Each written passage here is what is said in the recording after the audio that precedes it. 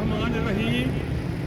सामईन नाज़रीन, अज चूंकि 21 फरवरी आ ते पूरिया ज़ुबानां दा आलमी दिन मनाया जा रहा। जिथे पूरिया ज़ुबानां दा आलमी दिन मनाया जा रहा, उत्थे पंजाबी प्यारे भी किसी तो घट नहीं।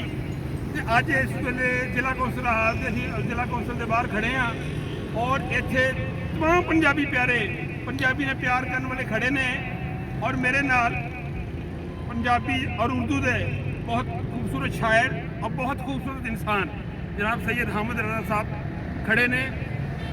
पहले भी असी पंजाबी के हक वास्ते तो गल की, पंजाबी के वधारे वास्ते गल की, पंजाबी के फरोग लई सी गलबात करके आए हैं। तो मैं एक बार फिर बेनती कराँगा शाह साहब को कि पंजाबी के हवाले ना अपने विचार और मुहब्बत का इजहार कर।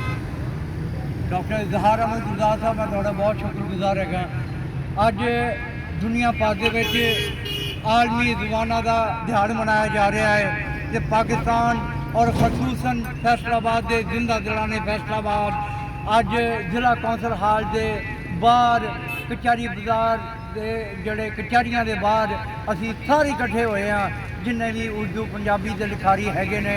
अज मैं उन्होंने वालों ये पैगाम देना चाहना कि हल्का अरबाब आलमी सुखनवर फाउंडेशन, बिलाली रीजन और कारवान नकीबी फाउंडेशन और जिन्नियां भी ज़ुबानां हैगियां ने उन्होंने वालों मैं इस चीज़ का इदराक करना चाहना कि आओ और साढ़े कदम न कदम वधा के पंजाबी की जुबान की तरवीज तरक्की के हिस्सा लवो ताकि आने वाले वक्त के साढ़े बच्चे को पता होए कि पंजाबी जुबान की है।